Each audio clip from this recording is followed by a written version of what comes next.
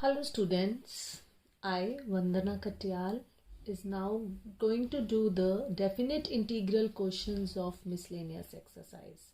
Till 24th question, the integration question was of indefinite integral, and after 24, 25 onwards, the definite integral question starts. So today in this video, I am going to do question number 25 of miscellaneous exercise.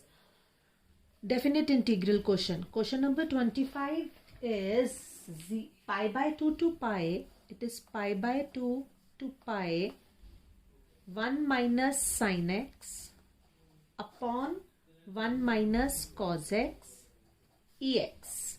So children, I am trying my best to explain it to you in a simpler way. सो अगर आपको अच्छा लगता है और अच्छे से समझ में आता है तो प्लीज़ मेरे चैनल को लाइक कीजिए और सब्सक्राइब कीजिए. This is e x into something, तो बहुत चांस है e x f x plus f dash x type आने का. तो अगर मैं इसे आई ले लेती हूँ तो it is going to be pi by 2 to pi. मैंने ई एक्स यहाँ लिख दिया. अब हम क्या करेंगे बेटा, साइन एक्स को 2 sine x by 2 cos x by 2 लिख देंगे और 1 माइनस कॉज एक्स को हम 2 साइन स्क्वायर एक्स बाय 2 लिख देंगे, जो कॉस 2x का हाफ एंगल फॉर्मूला होता है. Now what you will do, pi by 2 to pi, limit है हमारी, डेफिनेट इंटीग्रल है, तो 1 बाय 2 साइन स्क्वायर एक्स बाय 2 अलग कर दिया, minus 2 sine x by 2 cos x by 2 के नीचे भी 2 साइन स्क्वायर एक्स बाय 2 रख दिया, दोनों के नीचे कर दिया, अलग अलग कर दिया. तो now what you will do, pi by 2 to pi ex, this will be 1 by 2 cosec square x by 2 minus यहाँ 2 से 2 कट गया तो यू विल बी गेटिंग, एक साइन से एक साइन कट गया तो you will be getting cot x by 2 dx. तो चिल्ड्रन सीधी सी बात है, कॉट एक्स बाय 2 का डेरिवेटिव होगा, कॉट एक्स का होता है माइनस कोसेक स्क्वायर एक्स और हाफ आ जाएगा ड्यू टू एक्स बाय 2, तो इसका डेरिवेटिव ये, तो e x f x plus f dash x type हो गया, जहां एफ ऑफ एक्स ये है और एफ डैश एक्स ये है. तो पर हम इसको डायरेक्ट भी कर सकते हैं according to the marks of the question, marks that question contains. तो अगर क्वेश्चन ज्यादा मार्क्स का है तो पूरा सॉल्व करना पड़ेगा, नहीं तो आप डायरेक्ट इसे e x f x plus f dash x type लिख सकते हो. यहाँ पे मैं लिख सकती हूँ, here f of x is equals to cot x by 2 and f dash x will be minus cosec square x by 2 into 1 by 2. तो हम यहाँ पर इसको लिख देते हैं पाई बाय 2 टू, आगे हम लिख देते हैं पाई बाय 2 टू पाई. यहाँ पर यू विल बी गेटिंग, अगर मैं माइनस साइन बाहर कॉमन ले लूँ, e x cot x by 2 मैंने पहले ले लिया, f x plus f dash x type, तो minus half cosec square x by 2 मैं यहाँ बाद में लिख देती हूँ. वैसे कोई ज़रूरत नहीं है, बट क्योंकि आपको इससे अच्छे से समझ में आएगा कि एफ एक्स और एफ डैश एक्स हमारा आ गया.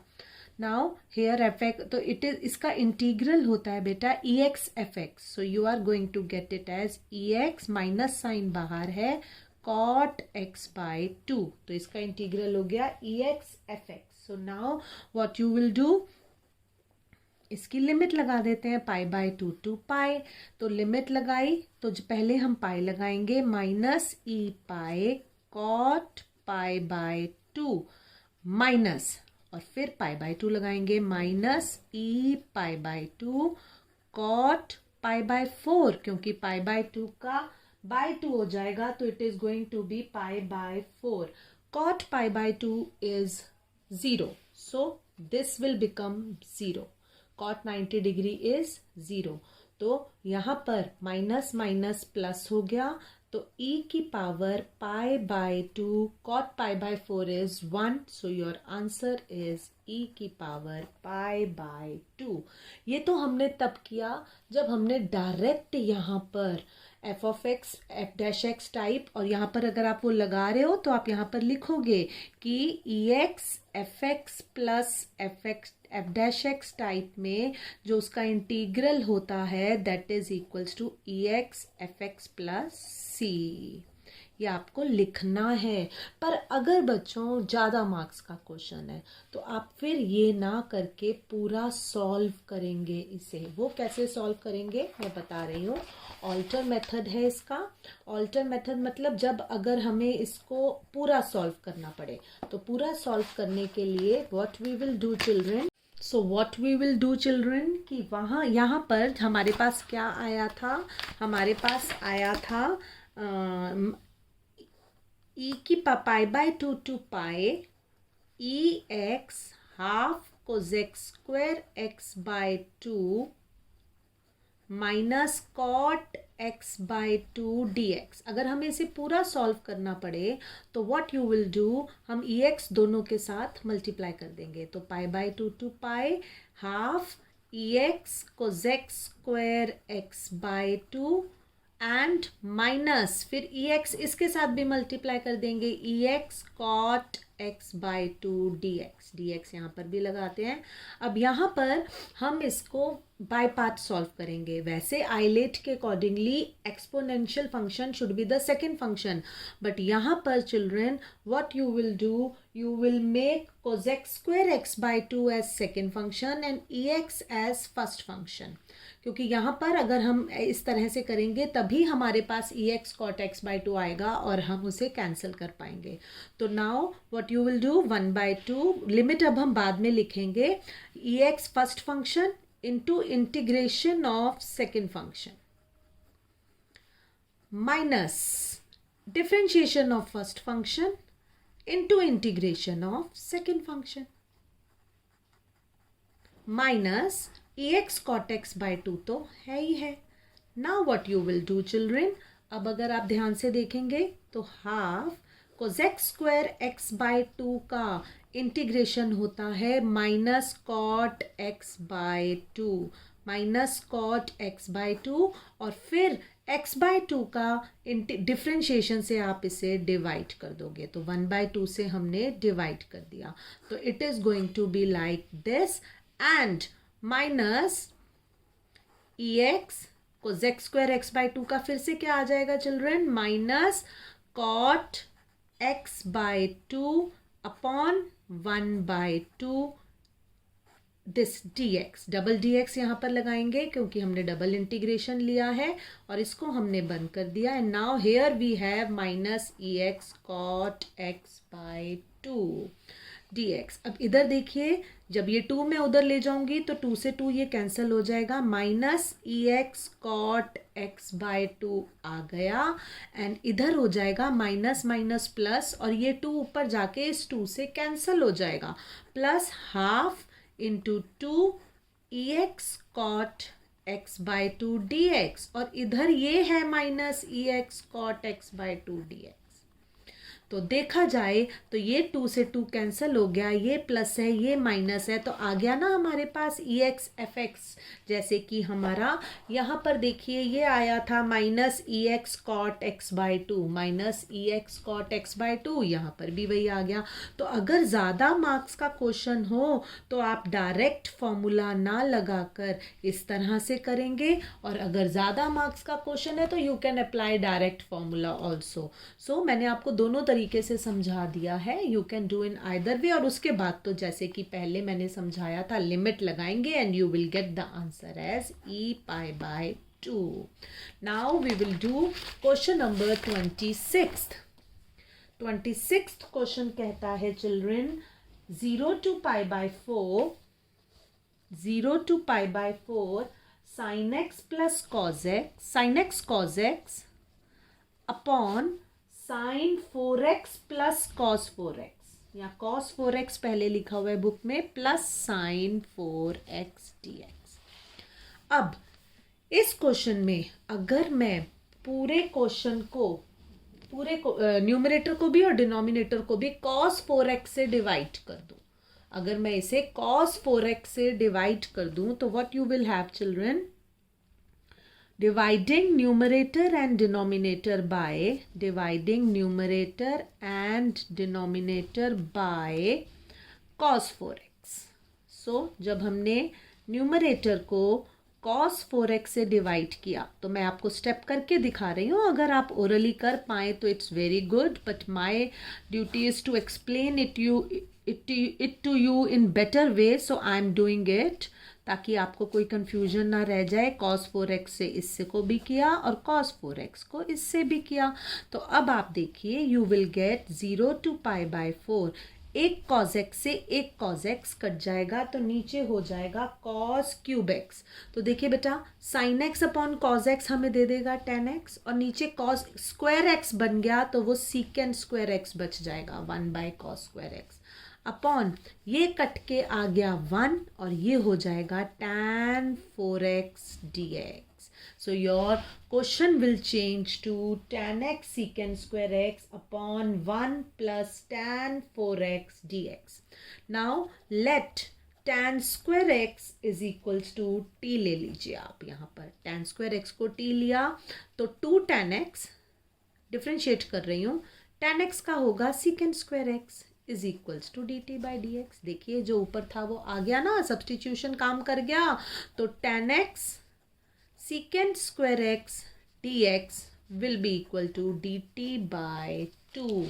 अब अगर ये डी टी बाई 2 हो गया तो अब आप ये देखिए कि what you will have, limit भी बदलनी पड़ेगी हमें, क्योंकि हमारी यहाँ पर लिमिट का डेफिनेट इंटीग्रल का क्वेश्चन है। तो let when x is equals to π/4, तो t will be equal to tan square π/4, tan square π/4 मतलब 1, t 1 हो जाएगा।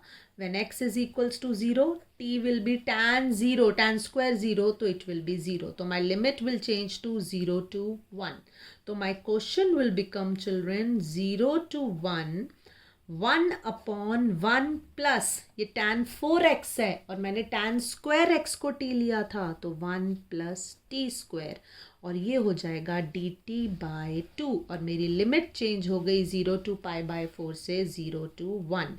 अब आपको पता है ये a square plus x square वाला फॉर्मूला लगेगा, क्या होता है 1/a tan इनवर्स x/a। तो यहाँ पे तो ऑलरेडी ये 1 है, तो you will be getting 1/2 tan inverse t।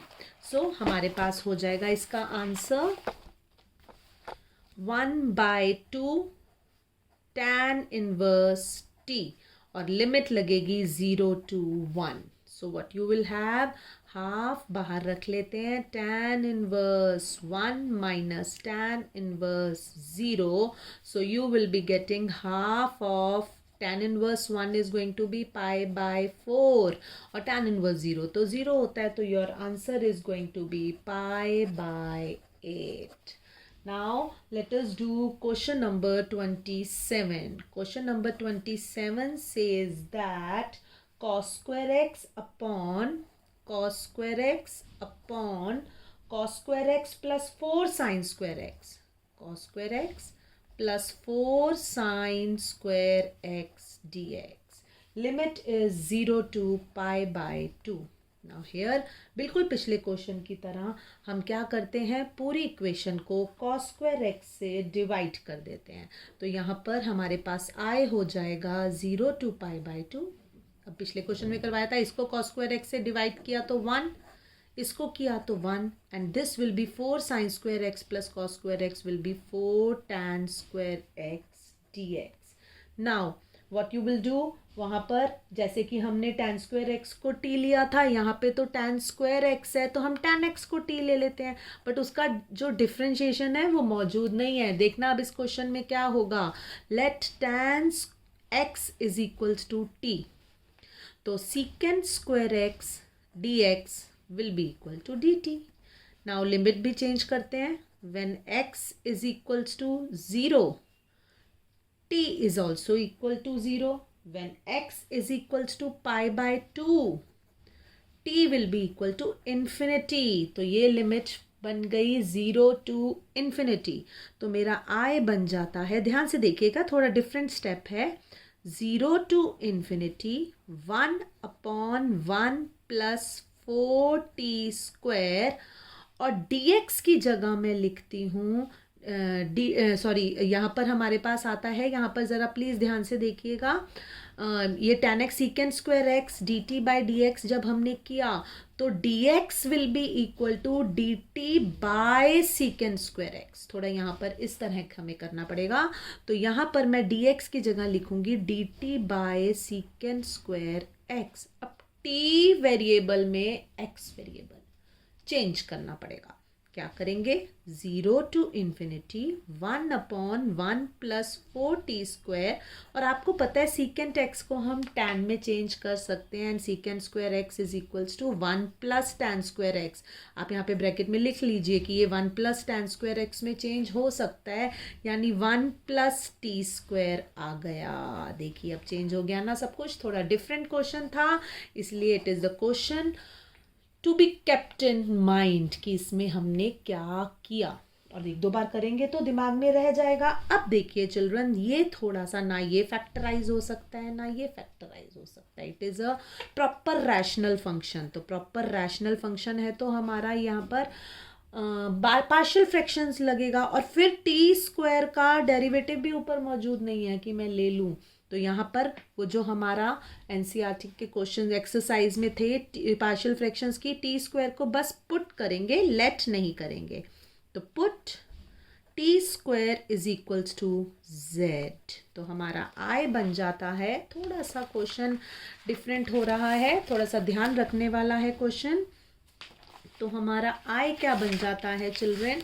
थोड़ा हमें पीछे रेफर करना पड़ेगा. i will be equal to हमारा, मैं यहाँ पर लिख रही हूँ now 1/1 plus 4t² into 1 plus t² को I will write as 1/1 plus 4z into 1 plus z. t² की जगह मैं z डाल दूंगी. इंटीग्रेट नहीं, डिफ्रेंशिएट नहीं करूंगी, dz में चेंज नहीं करूंगी. अब 1/1 plus 4z into 1 plus z can be written as a/1 plus 4z plus b/1 plus z. Partial fractions की तरफ जा रहे हैं तो 1 is equals to a into 1 plus z plus b into 1 plus 4z. Now it will be 1 plus 4z. अब हमें a और b की वैल्यू निकालनी है. Put z is equals to -1. तो you will get 1 is equals to, ये तो 0 हो जाएगा, b इंटू 1 प्लस 4 इंटू -1. तो 1 is equals to b into 1 minus 4 यानी -3. So you will get b is equals to -1/3. इसी तरह यहाँ पर put z is equals to -1/4. तो देखो बच्चे, क्योंकि जब मैं इसको अपने मन में 0 रखती हूँ तो z की वैल्यू -1/4 आती है. तो put z is equals to -1/4. तो आपके पास ये चीज़ 0 हो जाएगी. तो 1 is equals to a into 1 -1/4 यानी 1 is equals to a is equals to 4 - 1 3/4. a into 3/4. So a you will get as 4/3. So what you are getting, a की value हमारे पास आ गई 4/3 एंड b की वैल्यू आ गई हमारे पास -1/3. वो यहाँ पुट कर देंगे. तो हमारा जो 1/1 plus 4z into 1 plus z होता है, that will be 4/3 into 1 plus 4z minus 1/3 into 1 plus z. अब यहाँ पर हम लोग इंटीग्रेट करने से पहले ही z की जगह t² डाल देंगे. तो our question will be 1 plus 4t² into 1 plus t² and you will be getting 4/3 into 1/1 plus 4t² and minus 1/3 into 1 plus t². Now integrating both sides. क्योंकि यही फ़र्क होता है कि अगर ऊपर उसका डिफरेंशिएशन मौजूद हो तो हम बाद में पहले इंटीग्रेट कर देते हैं, नहीं तो बाद में जाकर इंटीग्रेट करते हैं. तो now integrating both sides, what you will get children, 1/1 plus 4t², 1 plus t². Let me see, कहीं dt/2 तो नहीं था पीछे, थोड़ा सा देख लेते हैं. No, nothing was there. So it will be 1 upon 1 plus 4t square dt is equals to 4 by 3 1 upon 1 plus 4t square dt minus 1 upon 3 1 upon 1 plus t square dt. अब ये a square plus x square type बन जाएगा and you will do it. अब यहाँ से 4 हटाना है हमें. 4 हटाने के लिए या आप इसको ऐसे भी कर सकते हैं कि you can do it as 1 plus 2t का whole square dt minus 1 by 3 1 upon 1 plus t square dt. 1/3 बाहर रख लीजिएगा. अब ये a square plus x square type है तो it is 1/a tan inverse x by a formula लगेगा. So now we have 4/3 1/1 plus 2t का whole square minus 1/3 1/1 plus t square dt. Now children what you will do. 4/3 1/a square plus x square का formula होता है 1/a tan inverse x by a. तो 1/a तो यहाँ 1 ही है. tan inverse x by a तो 2t by 1 और उसके बाद बच्चे आप इसे डिवाइड भी करोगे by 2 क्योंकि हम लोगों को ये 2t के डेरिवेटिव से डिवाइड भी करना है. सो you will be getting tan inverse 2t by 1 और by 2 यानी 1/2 से डिवाइड भी करोगे माइनस 1/3 और ये तो सीधा tan इनवर्स t हो जाएगा क्योंकि अगर आप देखोगे 1/1 plus t square will be 1/a tan inverse t. अब t की जगह हम वापस से हमने t किसको माना था. हमने t माना था tan x को. तो ये तो अब लिमिट चेंज कर दी हुई है वापस से डालने की ज़रूरत नहीं होती है. तो 2 2s are 4 2/3 tan inverse 2t minus 1/3 tan inverse t and you will apply the limit 0 to infinity. So अब हम यहाँ पर 0 to infinity की लिमिट को अप्लाई करेंगे. Now what you will do 2/3 पहले इन्फिनिटी अप्लाई करते हैं. tan inverse 2 infinity minus 1/3 tan inverse infinity और आपको पता है tan इन्फिनिटी π/2 पर होता है माइनस. अब मैं यहाँ पर 2/3 tan इनवर्स 2 इंटू 0 अप्लाई कर रही हूँ और 0 tan 0 तो 0 होता है तो देखा जाए तो ये पूरा ब्रैकेट चिल्ड्रन 0 हो जाएगा because tan 0 is 0. So you will be getting 2/3 अगर infinity not defined है तो 2 infinity भी तो not defined होगा तो उससे confuse मत होइएगा. तो आप यहाँ पर π/2 डाल दीजिएगा माइनस 1/3 π/2 और ये सारा तो 0 हो जाएगा. So you will be getting π/3 minus π/6.